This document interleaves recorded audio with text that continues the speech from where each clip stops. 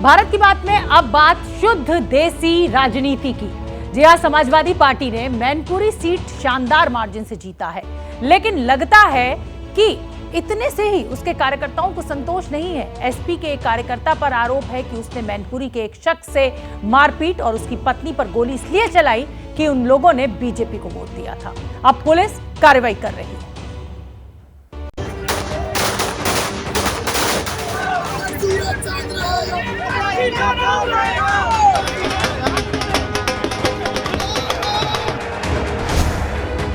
मैं डिंपल यादव, जो लोकसभा की सदस्य निर्वाचित हुई हूँ, ईश्वर की शपथ लेती हूँ। कहते हैं कि जीत विनम्रता लाती है, लेकिन कई बार वो अहंकार के आसमान में भी उड़ने लगती है। मुलायम सिंह यादव की सीट मैनपुरी से उनकी बहू डिंपल यादव ने करीब 3 लाख वोटों के फासले से जीत हासिल कर ली, लेकिन समाजवादी पार्टी पर आरोप है कि उसका मन इतने से नहीं भरा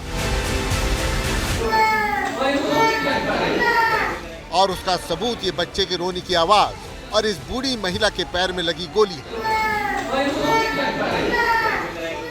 ये महिला मैनपुरी के नगरा भिटारा गांव की रहने वाली है। इसके पति बालक राम पाल का गुनाह ये था कि उसने चुनाव में समाजवादी पार्टी की जगह बीजेपी को वोट दे दिया था। बालक राम का आरोप है कि इस गांव में ही रहने वाला रिंकू यादव उसके घर पहुंचा, गाली गलौज की और फिर गोली चलाने लगा, जिसमें उसकी पत्नी घायल हो गई। तूने वोट साइकिल में कौन नहीं दिया है, तूने फूल में क्यों दिया है? बस और इतने हमको सब गालियाँ सब देके और फायर कर दी। मामला अपराध का है, मामला राजनीति का भी है। तो घटना के बाद पुलिस आरोपी रिंकू यादव पर कार्रवाई के लिए दलबल के साथ पहुंच गई। पुलिस बेहद एक्शन में है और इसलिए बुलडोजर तक लेकर गई। वोट को लेकर कुछ झगड़ा हुआ था, जिसपे उनके ऊपर फायर किया गया, जिससे उनके पैर में छर्रा लगा है। तत्काल उनका मेडिकल कराया गया, उनके तहरीर के आधार पर अभियोग दर्ज कर लिया गया। मैनपुरी में गोलियां चली तो लखनऊ आते आते सोशल मीडिया पर गालियां चलने लगी।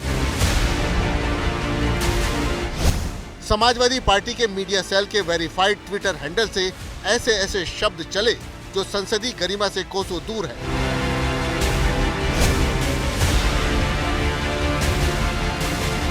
वैसे तो मैनपुरी चुनाव के दौरान ही बीजेपी एसपी में जुबानी तीर चलने लगे थे, लेकिन नतीजा आने के बाद अब सोशल मीडिया में अनसोशल बातें होने लगी हैं। कोई भी व्यक्ति, कोई पत्रकार अगर ये कह रहा है कि समाजवादी पार्टी ये गलत कर रही है, तो उस पत्रकार को भी टारगेट करने का प्रयास कर रहे हैं। यानी कोई गलत को गलत नहीं कह सकता है। आज जो गलत कहेगा उसको गालियां देंगे, गालियों से नवाजेंगे। ये स्ट्रेटजी समाजवादी पार्टी को बहुत महंगी पड़ेगी। इस देश में अभद्रता का अगर सर्वप्रथम कोई संवाहक है और संचालक है तो मैं कह सकता हूं कि भारतीय जनता पार्टी है। हमारे नेता किसी विषय का जवाब ही दिए होंगे। जब आप व्यक्तिगत टिप्पणी दूसरे पर अनवरत करेंगे तो आप ये कैसे उससे अपेक्षा करेंगे कि वो मर्यादित टिप्पणी करेगा। गालियों की त्रासदी ये भी है कि अक्सर उनके निशाने पर महिलाएं होती हैं। यूपी राज्य महिला आयोग ये देख रही है कि कहीं महिलाओं के प्रति तो अब शब्दों का इस्तेमाल नहीं हुआ है। क्या मजबूरी है मेरी, बताइए।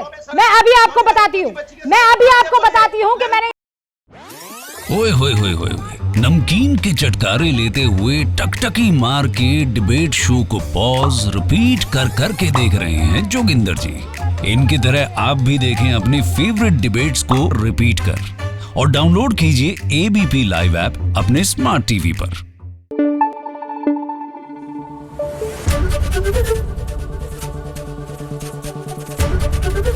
एबीपी न्यूज आपको रखे आगे।